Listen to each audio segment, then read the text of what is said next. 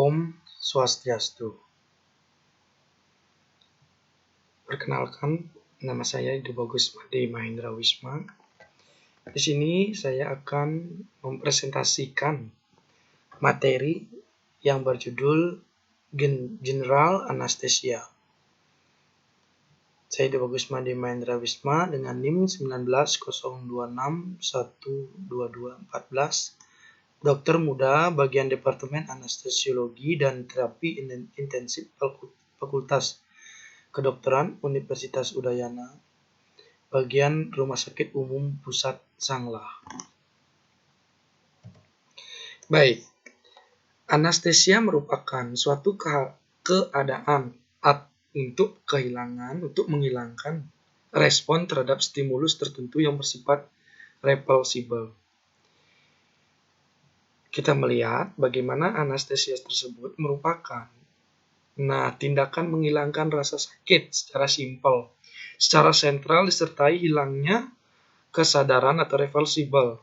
Tindakan general anestesia tersebut terdapat beberapa teknik yang dapat dilakukan adalah general anestesi dengan teknik intravena anestesia dan general anestesia dengan inhalasi, yaitu pesmat atau sungkup muka, dengan teknik intubasi, yaitu pemasangan endotracheal tube atau gabungan keduanya inhalasi dan intravena.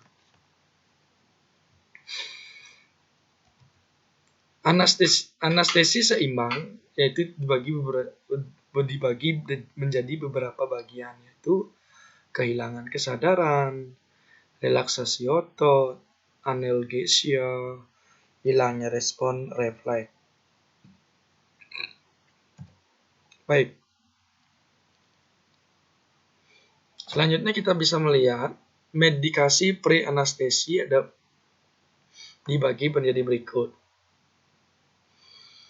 Penggunaan obat untuk membuat istilahnya prosedur tindakan menjadi lebih aman dan nyaman bagi pasien. Bagaimana tindakan pre-anestesi tersebut tetap melihat bagaimana protokol kita tuh melakukan keamanan terhadap pasien. Adapun pre-anestesinya sebagai berikut. Untuk mengurangi rasa cemas atau diberikan benzodiazepin. Untuk mengurangi rasa cemas pada pasien kita memberikan benzodiazepin. Untuk mencegah reaksi alergi kita memberikan antihistamin. Untuk mencegah mual dan muntah kita memberikan antiemetik. Untuk mengatasi nyeri kita berikan opioid. Untuk mencegah peningkatan asam lambung agar tidak terjadinya kita berikan proton pump inhibitor. Tahapan anestesi ada beberapa tahap. Yang pertama adalah tahap analgesi, yang kedua keadaan siaga seperti ketika berada dalam keadaan yang membahayakan. Tahap ketiga yaitu surgical anestesia atau refleks. Kornea menghilang, pupil melebar, otot menjadi relaksasi, hanya pernapasan abdominal. Tahap keempat ada paralisis medula, kontrol vasomotor, dan pernapasan menghilang. Klasifikasinya sebagai berikut, ada dua pilihan anestesi, yaitu inhalasi untuk maintenance, yaitu intravena untuk induksi dan tindakan yang sebentar. Yang tersebutnya ada anestesi inhalasi memiliki keuntungan untuk menentukan tingkat kedalaman anestesi, memiliki tingkat metabolisme yang rendah, ekskresi melalui inhalasi respirasi. Anestesi inhalasi gas on halogenasi yang sebagai berikut: nitroic oxide, hidrokarbon halogenasi, halogen, enfluorin, isofluorin, desclofluorin, ciproproline, metroxychloroquine. Anestesi inhalasi berikut merupakan anestesi inhalasi sebagai berikut. Karakteristik yang penting dan harus diperhatikan dalam pemilihan anestesi secara inhalasi sebagai berikut. Tekanan parsial anestesi dalam gas inspirasi, ventilasi paru-paru, pertukaran gas dalam alveolar, kelarutan dalam darah, koefisiensi perbandingan darah berbanding dengan gas, kelarutan dalam lemak, koefisiensi perbandingan minyak dengan gas. Koefisien perbandingan darah dengan gas sebagai berikut untuk mengukur tingkat kelarutan gas di dalam darah, kecepatan induksi dan recovery dari penggunaan anestesi inhalasi. Semakin rendah koefisien darah gas darah berbanding dengan gas, maka akan semakin mudah pasien terinduksi dan sadar nitrous oxide. Semakin tinggi koefisien darah gas, maka akan semakin lama pasien terinduksi dan sadar atau halutin. Sebagai berikut pada alveolus, blood, dan brain sebagai berikut. Baik, koefisien perbandingan minyak dan gas. Untuk mengukur tingkat kelarutan dalam lemak memiliki korelasi yang kuat dengan potensi anestesi apabila semakin tinggi tingkat kelarutan dalam lemak, semakin memiliki potensi anestesi yang kuat. Halutin sebagai berikut. Nah, di sini kita dapat melihat semakin tinggi, istilahnya apabila semakin tinggi tingkat kelarutan dalam lemak, semakin memiliki potensi anestesi yang kuat. Nah, nilai MAC yang digunakan untuk mengukur potensi anestesi inhalasi sebagai berikut.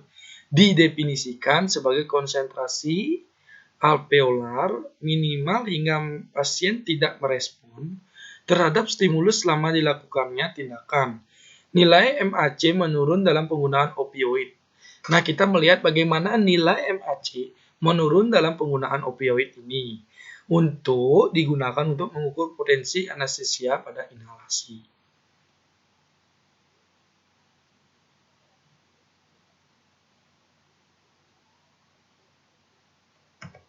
Next, adapun second gas efek sebagai berikut. Nitrous oxide sangat sulit larut dalam darah dan jaringan lainnya. Hal ini menyebabkan ekuilibrasi yang cepat atau uptake nitrous oxide yang cepat dalam ruang gas alveolar ke dalam konsentrasi anestesi halogen yang diberikan, sehingga menghasilkan percepatan dalam induksi anestesi.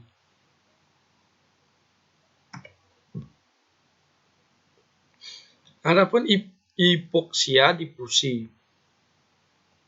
Selama memperhatikan pemberian nitrous, selama pemberhentian pemberian nitrous oxide, gas ini dapat berdifusi dari dalam darah ke alveolus, menyebabkan pengenceran oksigen di paru-paru.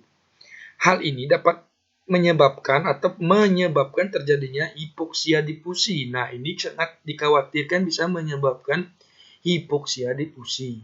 Untuk menghindari terjadinya hipoksia, 100% oksigen harus diberikan.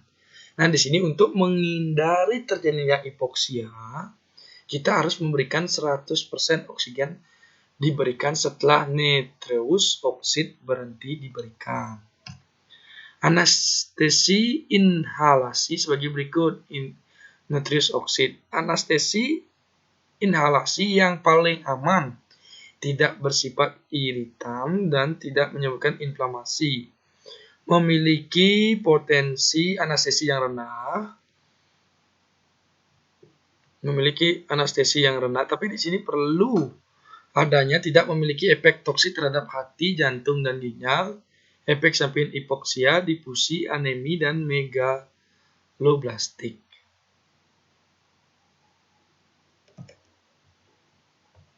Anestesi inhalasi ada ether, anestetik yang bersifat kuat, analgesi, serta relaksan otot yang baik. Bersifat iritan, menyebabkan inflamasi, induksi lama, dan tidak nyaman bagi pasien. Tindakan kelarutan dalam darah yang tinggi, pasien sadar lama. Di sini di mana anestesi inhalasi ether ini pasiennya sadar lama. Anestesi inhalasi halotin, anestetik yang bersifat kuat, analgesi dan relaksan otot yang buruk. Induksi nyaman bagi pasien menyebabkan dilatasi berapapun, khususnya menyambat kontraindikasi urin, hepatitis, halotin, dan hipertemia malignan dapat muncul. Hipertemia malignan ini bisa dapat muncul, serta sensitivitas pada jantung untuk mengeluarkan ketokolaminnya. Anestesi menyalahi influren sebagai berikut. Secara umum tidak mensensitasi jantung untuk mengeluarkan ketokolamin, dapat menyebabkan kejang, kontraindikasi pada pasien epilepsi, waspadai terjadinya gagal ginjal akibat kandungan fluorid. Anestesi inhalasi insufluren sebagai berikut. Umumnya digunakan bersama dengan oksigen atau nitreus oksid, tidak mensensitasi jantung, mengeluarkan kotikolamin, dapat mengakibatkan iritasi pada sistem respirasi.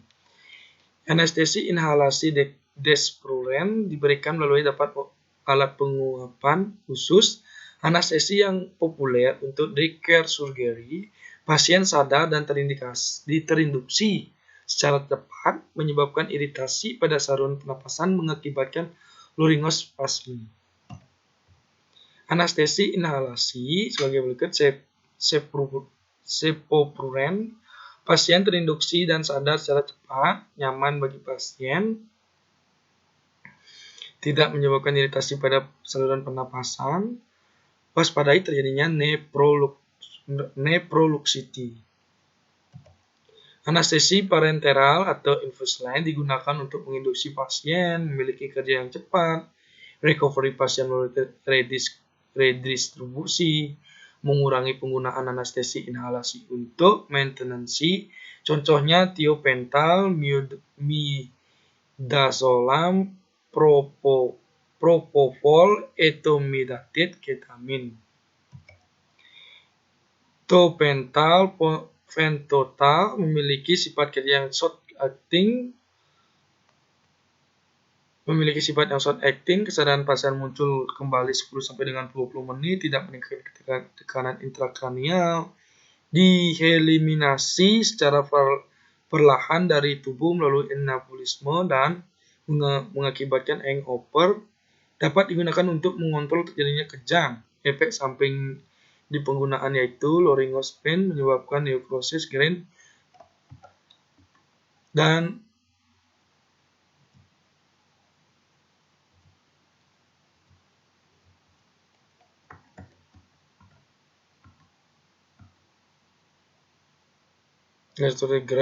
ekstravasasi.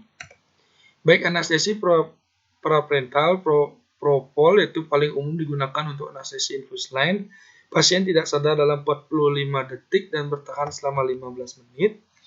Merupakan antiemetik, tidak bersifat iritan pada saluran pernapasan. Cocok untuk penggunaan daycare surgery. Efek samping yaitu nyeri injeksi dan penurunan pada tekanan. Ketamin, anestesia disosiatif sebagai berikut. Bekerja dengan memblokir reseptor NMDA, menyebabkan peningkatan denyut jantung dan tekanan darah akibat stimulasi saraf parasimpatetis, tidak menyebabkan depresi pernapasan dan tidak menghilangkan refleks pasien. Ketamin dapat muncul delirium, halusinasi, dan gerakan hipoliumenter selama proses Pemulihan dapat diminimalisir dengan pemberian diazepam atau midazolam berguna dalam pengobatan luka bakar dan tindakan pembedahan trauma berbahaya bagi pasien dengan hipertensi dan penyakit gangguan jantung. Neurolopleptalgesia dikarakteristik dengan ketenangan dan analgesi yang intens tanpa kehilangan kesadaran secara total. Merupakan kombinasi dari fentanyl dan droperidol. Efek sampingnya adalah dapat mengakibatkan rigidity dinding dada. Anestesia neuroleptogenalgia menyebabkan penurunan fungsi motorik, penekanan refleks otonom, dan stabilitas kardiovaskuler. Dengan anamnesia tingkat menengah, pasien masih dapat merespon terhadap perintah. Digunakan untuk endoskopi, angiografi, dan operasi minor. Baik, terima kasih. Sekian presentasi dari saya. Mohon maaf jika ada kesalahan dalam penyampaian. Masih banyak yang perlu saya pelajari, serta semoga bermanfaat untuk rekan-rekan. Setelah bagi yang menonton, mohon maaf jika ada kesalahan kata dan penyampaian. Masih banyak yang perlu saya pelajari, masih banyak juga yang belum saya ketahui. Mohon maaf, mohon selalu bimbingannya. Semoga kita selalu diberikan berkah dan kesehatan yang berlimpah. Saya tutup dengan Rama Santi. Om Santi Santi Santi. Om.